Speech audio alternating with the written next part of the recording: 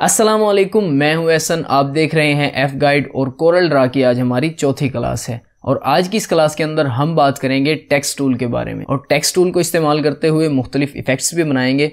तो चलिए क्लास शुरू करते हैं।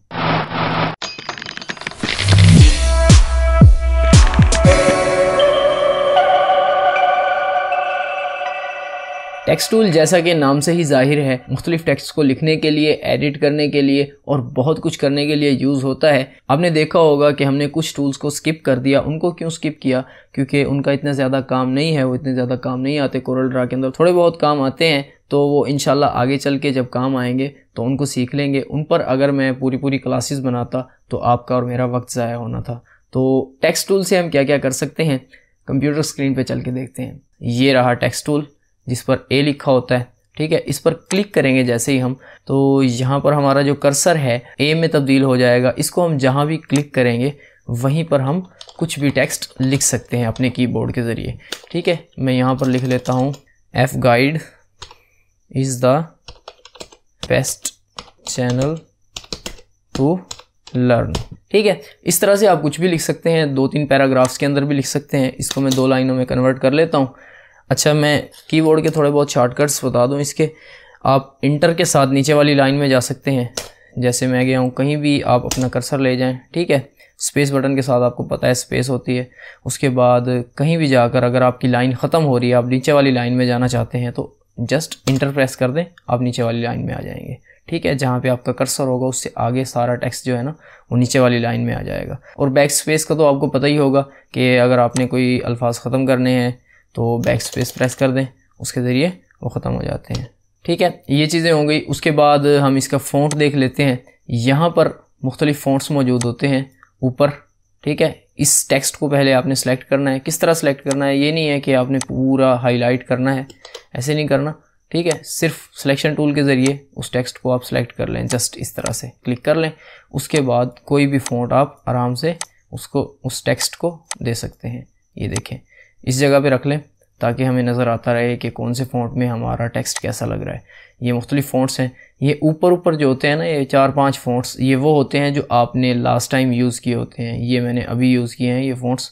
ये देखें, जैसे जैसे मैं फ़ॉन्ट पर अपना कर्सर लेकर आ रहा हूँ उसी तरह यहाँ पर हमारा फ़ॉन्ट तब्दील हो रहा है। सॉफ्टवेयर हमें दिखा रहा है कि हमारा टेक्स्ट किस तरह से नज़र आएगा इस फ़ॉन्ट के लगने के बाद। हालाँकि हम वो अप्लाई नहीं कर रहे, फिर भी वो नज़र आ रहे हैं, ठीक है। और मुख्तलिफ़ काफ़ी सारे फ़ॉन्ट्स हैं इसके अंदर। आप गूगल से डाउनलोड भी कर सकते हैं मुख्तलिफ़ फ़ॉन्ट्स। अगर आप उनको कंप्यूटर में इंस्टॉल करेंगे, इंस्टॉल करना आता होगा, सिंपल है। उसके बाद डायरेक्ट वो फ़ॉन्ट यहाँ पर आ जाते हैं, ठीक है। जो भी उस फ़ॉन्ट का नाम होगा आप यहाँ से सिलेक्ट कर सकते हैं। लेकिन मैं आपको ये कहूँगा कि जितना सिंपल हो सके फ़ॉन्ट्स को रखना है, सिंपल फ़ॉन्ट रखने हैं। और एक पोस्ट के अंदर, कोई भी पोस्ट है ना, उसके अंदर आपने 2 से ज़्यादा फ़ॉन्ट इस्तेमाल नहीं करने, ठीक है। ये पाबंदी आपने अपने ऊपर लगानी है। जितना सिंपल आप रखेंगे चीज़ों को, उतना ही आपका डिज़ाइन अच्छा लगेगा। आपका पोस्टर डिज़ाइन, जो भी डिज़ाइन आप कर रहे हैं, लोगो डिज़ाइन या उसके अलावा बुक का कवर डिज़ाइन कर रहे हैं, कोई बिज़नेस कार्ड डिज़ाइन कर रहे हैं, ठीक है, सब के अंदर अगर आप 2 फ़ॉन्ट रखेंगे और वो 2 फ़ॉन्ट भी सिमिलर होने चाहिए, एक दूसरे के साथ मैच होने चाहिए, बिल्कुल अलग अलग ना हो, ठीक है। और सिंपल फ़ॉन्ट हो। और ज़्यादातर ये कोशिश कीजिएगा कि फ़ॉन्ट की फैमिली होती है, जैसे मैं यहाँ पर क्लिक कर रहा हूँ, ये उसकी आगे फैमिली यहाँ पर नज़र आ रही है, ठीक है। आप एक ही फैमिली यूज़ करें। तो ये हो गए फ़ॉन्ट्स, ठीक है। आप यहाँ से ये इनको बड़ा या छोटा करके भी देख सकते हैं, ठीक है। मैं ये वाला फ़ॉन्ट ले लेता हूँ, ये देखें, ये आ गया। अब अगर हमने साइज़ बड़ा छोटा करना है तो हम यहाँ से भी कर सकते हैं। उसके अलावा यहाँ पर भी ये साइज़ हमारा पॉइंट्स में मौजूद होता है। यहाँ से मैं कभी नहीं करता, मैं हमेशा यहीं से टेक्स्ट को अपने रिसाइज़ करता हूँ, बड़ा या छोटा करता हूँ। उसके अलावा हमारे पास टेक्स्ट स्पेसिंग होती है कि टेक्स्ट के दरमियान स्पेस क्या होनी चाहिए। पिछली क्लास में भी बता चुका हूँ कि आप आराम से यहाँ से स्पेसिंग बढ़ा भी सकते हैं, कम भी कर सकते हैं। किस तरह से, शेप टूल लेंगे, उसके बाद ये 2 हमारे पास सिंबल्स आ जाएंगे। आप इस वाले को अगर पकड़कर इस साइड पे ले जाएंगे तो आपकी स्पेसिंग हॉरिजेंटली बढ़ जाएगी टेक्स्ट के दरमियान, ठीक है। और अगर आप इस वाले हैंडल को पकड़कर नीचे ले जाएंगे तो आपकी स्पेस इस तरह से बढ़ जाएगी। अगर पूरा पैराग्राफ होगा तो पूरे पैराग्राफ की स्पेसिंग इस वर्टिकली बढ़ जाएगी, ठीक है। उसके अलावा मैं आपको एक मज़े की इफ़ेक्ट दिखाता हूँ, आसान है। कि हम किसी भी पाथ के ऊपर अपने टेक्स्ट को किस तरह से यूज़ कर सकते हैं। आपने देखा होगा कि अक्सर लोगों ने ऐसे गोल दायरे के अंदर टेक्स्ट लिखा होता है, फिर ऐसे कोई लहरों के अंदर टेक्स्ट लिखा होता है, तो वो सब चीज़ें हम कोरल ड्रा के अंदर कर सकते हैं। सबसे पहले जिस शेप में आपने वो टेक्स्ट लिखना है वो शेप बनाएंगे, जैसे मैं सर्कल बना रहा हूँ यहाँ पे, ठीक है। उसके बाद सिलेक्शन टूल पे जाएंगे, उन दोनों को सिलेक्ट करेंगे, टेक्स्ट को भी और उस शेप को भी, ठीक है। दोनों सिलेक्ट हो गए। उसके बाद आपने जाना है, यहाँ पर ऊपर ये टेक्स्ट लिखा हुआ है और यहाँ पे देखें ये लिखा हुआ है फिट टेक्स्ट टू पाथ, ठीक है। ये हमारा इस तरह सर्कल के ऊपर फिट हो जाएगा टेक्स्ट। कोई भी शेप होगी तो उसके ऊपर ये टेक्स्ट फिट हो जाएगा हमारा। अब इसको हम एडजस्ट भी कर सकते हैं। यहाँ पर ये देखें इसकी मुख्तलिफ सेटिंग्स हैं। अगर हम इस सर्कल की बाहर की साइड पे टेक्स्ट रखना चाहते हैं तो यहाँ से हम बाहर रख सकते हैं।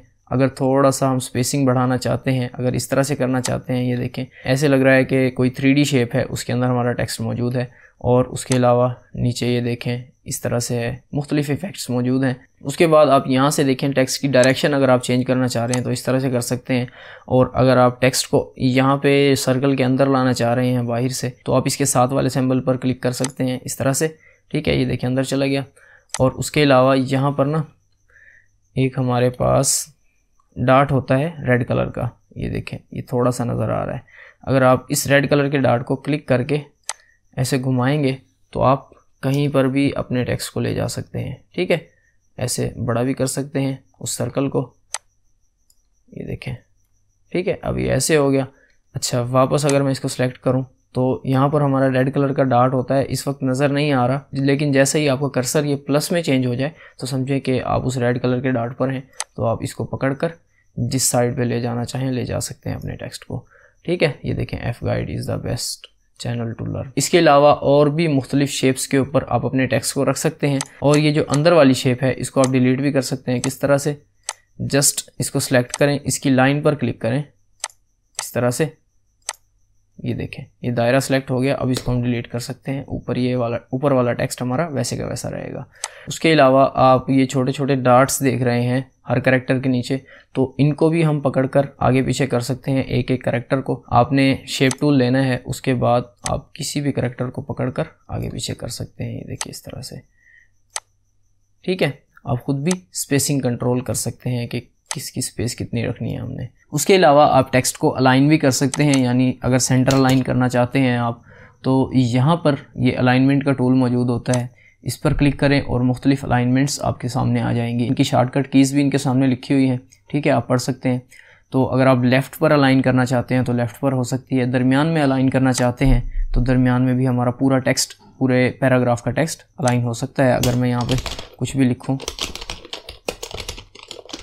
इस तरह से, तो ये देखें ये खुद ब खुद दरमियान में अलाइन होता जा रहा है। और इसके अलावा अगर आप राइट पर अलाइन करना चाहते हैं तो राइट साइड पर भी हो सकता है, ठीक है। आप इक्वली अलाइन करना चाहते हैं तो इक्वली अलाइन भी हो सकता है, ठीक है। अब अपने थंबनेल के ऊपर एक इफ़ेक्ट देखी होगी कि मेरे आधे चेहरे के ऊपर टेक्स्ट लिखा हुआ है कुछ इस तरह से, ये वाला। तो हमने ये कैसे बनाया है, बिल्कुल आसान है, ठीक है। सबसे पहले आपने अपनी एक पिक्चर लेनी है, कोई भी मुकम्मल पिक्चर होनी चाहिए इस तरह से, ठीक है।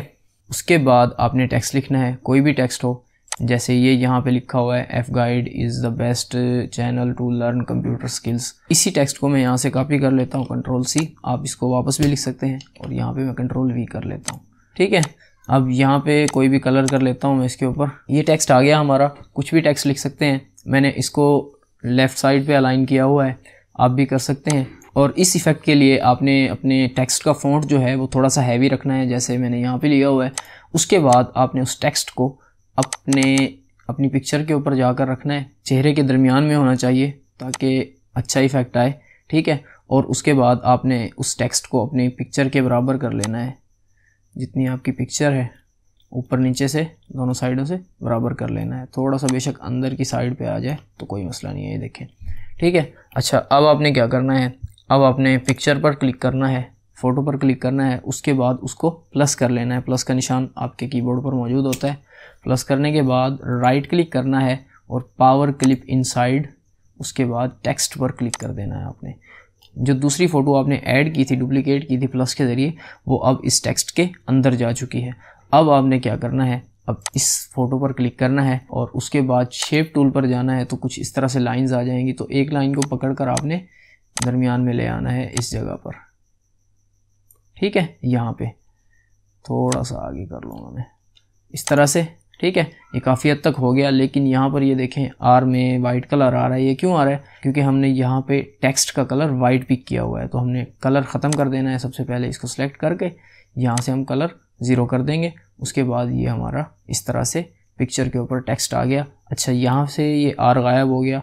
ये कैसे करना है? आसान है, हमें इस टेक्स्ट के अंदर जाना होगा। किस तरह जाएंगे? दूसरी क्लास में मैं आपको बता चुका हूँ। यहाँ से एडिट पर क्लिक करें और उसके बाद इस टेक्स्ट के अंदर आ जाएंगे। हम इस फ़ोटो को एक दफ़ा कॉपी करें, ठीक है, और थोड़ा सा इस साइड पे ले आएँ आर से इधर और शिफ्ट पेज डाउन कर दें, ठीक है।